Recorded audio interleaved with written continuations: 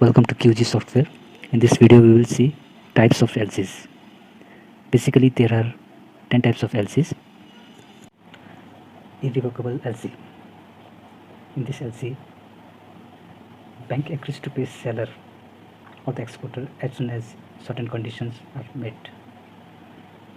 Certain conditions means when all the documents are submitted to the bank or when the good is delivered to the buyer.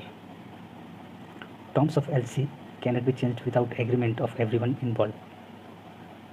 If changes are to be made, there should be an agreement between seller, buyer and the bank. Revocable LC. It can be cancelled, modified or revoked at any time at buyer's instructions.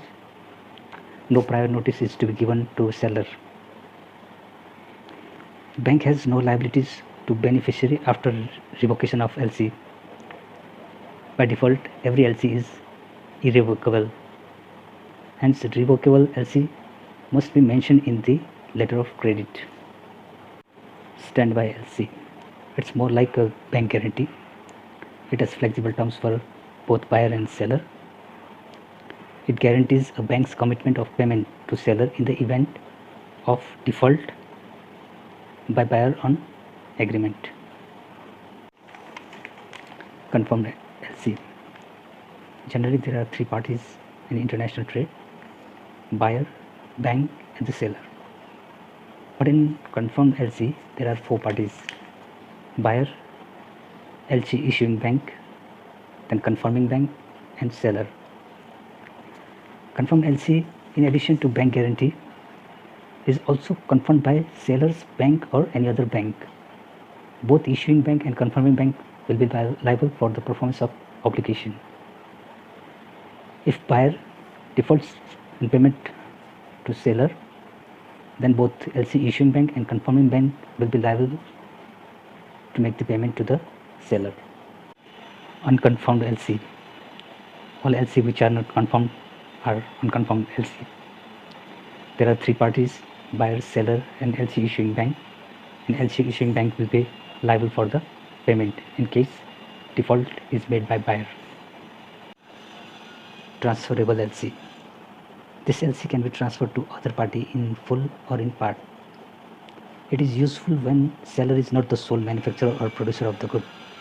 For example, a buyer in Mexico wants to import a good from company A situated in USA, but company A doesn't make all of the product. It imports 40% of the product from company B. In such case, transferable LC is useful. Original LC given to company A can be transferred to company B in part for the payment. Back-to-back LC. In back-to-back LC, the buyer directly doesn't buy good from seller. Actually, it buys good from intermediary or broker, and the broker or the intermediary will buy from the seller.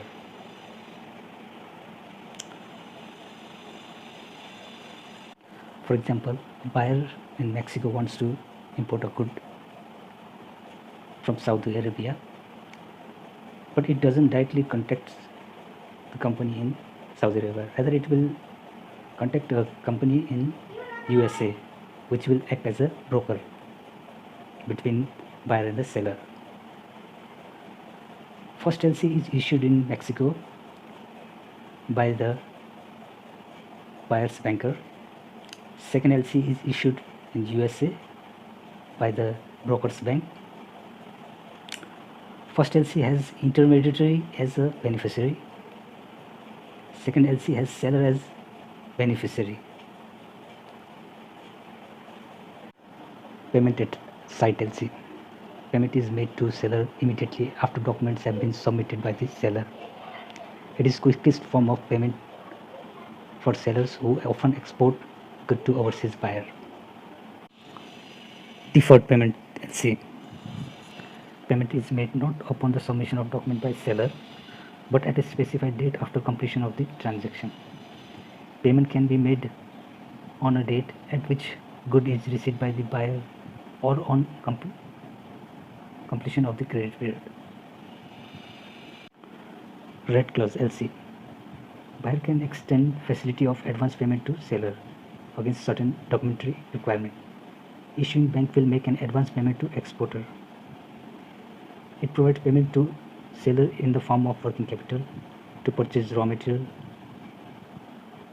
for processing and packing of goods and for labor charges. It's done against documentary requirement like written undertaking or receipt. It's written in red ink, so it's also called red clause LC. Green clause LC. It's extension of red clause LC.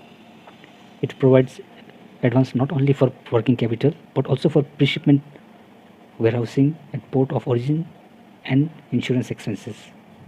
Advance is granted only after purchased goods are stored in bonded warehouses. This type of LC is used in commodity market such as wheat, rice, gold, etc. This LC is written in green, so it's called green clause.